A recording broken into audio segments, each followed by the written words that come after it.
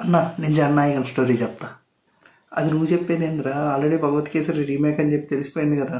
లేదన్నా, both are not same. సరే కానీ ముచ్చట పడుతున్నావుగా, చెప్పు. వద్దంటే మాత్రం ఆగుతావే ఏంది అన్న. స్టార్టింగ్ ఓపెన్ చేస్తే జైలు అన్న. జైల్లో మన తలపతి విజయ్ని చంపడానికి కొంతమంది అయితే వస్తారు. సో అక్కడే ఇంట్రడక్షన్ ఫైట్ ఉంటుంది అన్న. సో అది అయిపోయిన తర్వాత ఒక కొత్తగా వచ్చిన ఆఫీసరు అసలు ఇతను ఎవరు, ఇతని మీద ఎందుకు అటాక్ చేస్తున్నారు అని చెప్పి ఎంక్వైరీ చేస్తారన్న. చేస్తే ఇతన్ని కావాలని ఇరికిచ్చారని చెప్పి అతనికి తేలింది. సో ఇంకా ఆ ప్రాసెస్లో ఇతనికి హెల్ప్ చేస్తున్నాడని ఆ పోలీస్ ఆయన్ని చంపేస్తారు. సో ఆ పోలీస్ ఆయన్ని చంపేసినప్పుడు ఆ పోలీస్ ఆయన కూతుర్ని మన విజయ్ పెంచుకుంటాడన్న. సో పెంచుకుంటున్నప్పుడు ఆ కూతురికి ఒక భయం అయితే ఉంటుంది. అంటే చిన్న దానికి ఉనికిపడి భయపడిద్ది అనమాట. అలా భయపడ్డప్పుడు ఆ భయం పోవాలి అంటే ధైర్యంగా ఉండడానికి ఈ బాక్సింగ్ అవి ఇవి నేర్పించి ఆర్మీకి పంపుదాం అనుకుంటాడన్న. కానీ మమతా బైజుకి ఆర్మీకి వెళ్ళడం ఇష్టం లేదు. ఆ పిల్ల మమతా బైజు అయింది అన్న. సో ఏడలా ఉంటే ఇక్కడ ఇటుపక్క విలన్కి సంబంధించి పొలిటికల్ ఎంట్రీ జరిగిద్దన్న. Villain Bobby Deol. So Bobby Deol CM అవుదాం అని చెప్పి ట్రై చేస్తూ ఉంటాడు. దానికి అడ్డొచ్చిన వాళ్ళందరినీ ఎలిమినేట్ చేస్తూ ఉంటాడు. సో ఈ ప్రాసెస్లో పొలిటికల్ మెంబర్గా ప్రియమణి అండ్ పూజా హెగ్డే కూడా కనిపిస్తారన్న.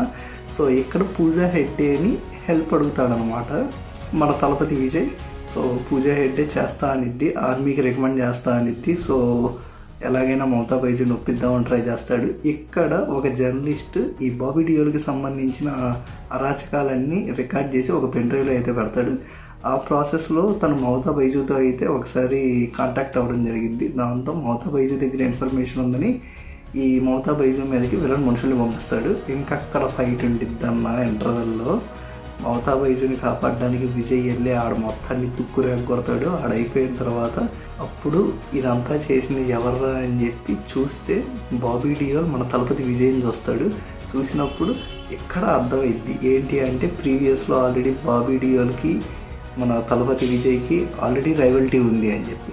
సో ఆ రైవల్టీ ఏంటి అంటే వాళ్ళ ఊళ్ళో జరిగిన ఎలక్షన్ క్యాంపెయిన్కి ఈ బాబీ డియోల్కి అడ్డుగా నిలబడతాడు. సో ఈ విజయ్కి పాలిటిక్స్ అంటే ఇంట్రెస్ట్ లేదు, అందుకే ఐపీఎస్ ఆఫీసర్ అవుతాడు అనమాట. సో అలా అయిన తర్వాత వీళ్ళు చేసే అరాచకాలకి అడ్డుగా నిలబడాలి అని చెప్పి అనుకుంటాడు. బట్ ఈ ప్రాసెస్లోనే మొత్తం అంతా గందరగోళం చేసి బాబీ డియోల్ అందరినీ చంపేసేసి శిక్ష తలపతి విజయ్ మీద వేస్తాడన్న. సో తలపతి విజయ్ జైల్లో ఉంటాడు. అదే స్టార్టింగ్ సీన్ ఉంది కదా అది.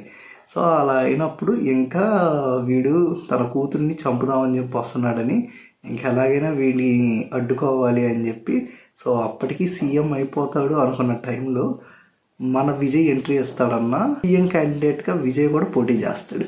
సో అలా పోటీ చేసినప్పుడు జనాల్ని తన వైపు ఎలా తిప్పుకొని జన నాయకుడు అయ్యాడు, ఫైనల్గా సీఎంగా ఎలా నిలిచాడు, బాబీ డియోల్ని ఎలా చంపాడు అనేది మొత్తం చూపిస్తారన్న. సో ఇంకా అలా చేసి కూతుర్ని ఆర్మీలో జాయిన్ చేసి బాబీ డియోల్ అయితే పొలిటికల్గా ఓడించి ఇంకా ఫైనల్గా బాబీ డియోల్ని చంపేస్తాడు. అక్కడతో సినిమా అయిపోయింది. ఆ జనాలందరినీ మన్నన పొందిన జన నాయకుడు అవుతాడు. ఇదన్న స్టోరీ. సో ఇది గైస్ మా వాడు చెప్పిన స్టోరీ. మీకు ఎలా అనిపించింది అనేది కింద కామెంట్ చేయండి.